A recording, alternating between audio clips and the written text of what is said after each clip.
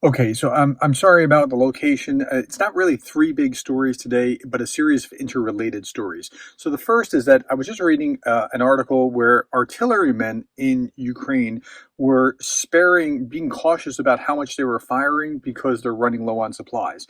So this artilleryman was saying, and this is almost a quote, like, if there's just three guys, I don't fire at them anymore. I wait for maybe 10 or that they're really close to our infantrymen before I fire. That's terrible.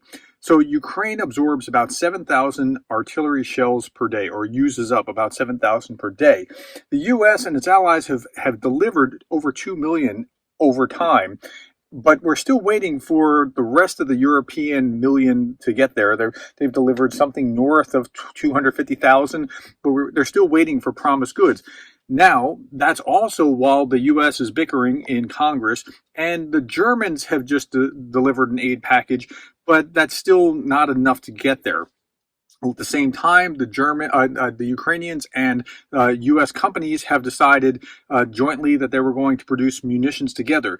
The problem is that's going to take at least upwards of 2 years to get off the ground. By that point, I'm pretty confident that the U.S. Congress will make a deal and supply weapons to Ukraine, but it might take a while to get there. No, I'm just kidding. It will. The Congress will work this out. They're just doing what Congress does, and they'll get it to them. Okay, so the next big story is that Putin, we were talking about his election yesterday. He says he's running for president again, and there's no surprise. I was thinking about this. If you are in the United States or a Western country, have you ever been surprised by the outcome of an election? If so, your elections are probably free and fair. If not, if you're not at all surprised by it, that's probably a sign that something's not right.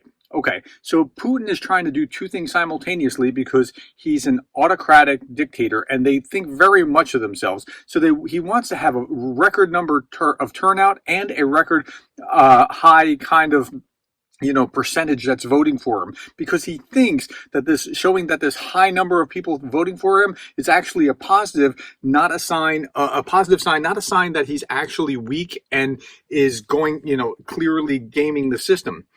But those two things are mutually exclusive. The higher the turnout and the higher the percentage, the more that people will know that he's actually a fraudster when everybody that they know has not voted for him, but okay, so that's how that's going to work out. But he can't see it because, again, the higher you are in power, the more blinded you tend to be about the rest of what's going on in the world. Okay, that is the three big stories for today. Thank you for your time. It's kind of more than three, but it kind of blurred together.